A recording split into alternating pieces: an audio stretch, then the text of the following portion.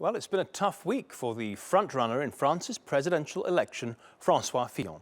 The right-wing candidate is facing allegations that he paid his British wife, Penelope, $535,000 over 8 years for working as his parliamentary assistant. The problem is, a French newspaper claims it could find no trace of her ever carrying out work, and no witnesses to her doing the job. Fillon has insisted the work that she did was real, legal, and completely transparent. The work she does is real. Of course, I will explain myself to the judicial authorities, but you can see clearly that behind all of this, the real question is, how can we fight the man who won the right-wing primary? I would like to tell you that I can't find the words to express my disgust faced with the abject nature of these allegations. I've been in politics for over 30 years. I know its rules. I have a thick skin. I knew that standing for a presidential election, I was going to be confronted with all sorts of slanderous accusations. But not this one. Not attacking my wife to get at me. But Twitter users have been quick to ridicule the French presidential candidate, and in particular his claim that his wife has always worked discreetly as his aide. Well, this is in French. One user described a job interview with Fillon. You have a CV? No, I've got something better. What have you got? A family tree. Another tweeted this image with the caption, according to Fillon, this escalator works, but it has always been discreet. While thousands have retweeted something Fillon posted in 2012, in which he denounced those who did not work and received public money, something which has been the central theme of his campaign. Well, let's go live to Paris now. Craig Peters, our editor at large, is there. Craig, one of Fillon's great strengths is his probity. You know, he has a reputation for that, and whether these allegations are proven to be true or false, often these things have a way of damaging a candidate.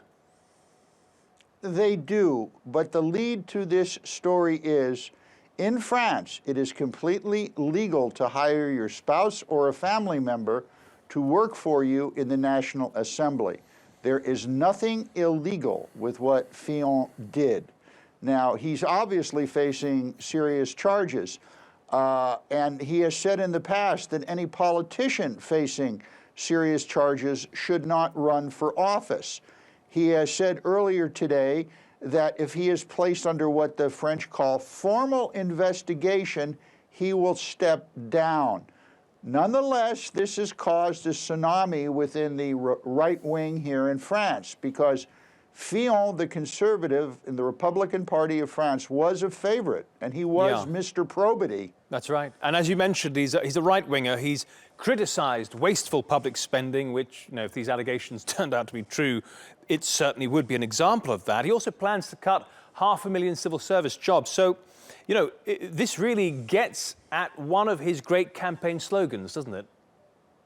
It cuts right to it, and it gives a lot of energy to Marine Le Pen, who's also on the right. Now, her economic policies include defending the welfare state, boosting spending power of low-income workers by just handing them money. She wants to nationalize the banks. She wants a 20% cut in gasoline taxes. She wants to end social benefits to immigrants, and she wants to stop paying the European Union. This is very radical stuff here, and more people, the polls are showing, are rallying around her. And what about the other candidates, Craig? What are their economic platforms?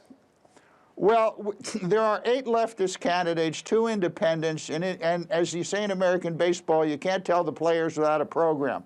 The other 2 big players here are Emmanuel Macron. He's a kind of diet populist. He was a socialist, and he formed his own party called En Marche. He's the former Minister of Economics.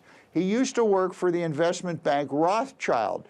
His big deal right now is trying to lure British firms fed up with Brexit here to France. The other one is Benoit Hamon, who's a socialist. He's promised 750 euros for all the French. He wants to tax homeowners for basic universal income, and he wants to slap a tax on robots. Well, you have to do a report for us from France on that one. Craig Peters in Paris, thank you.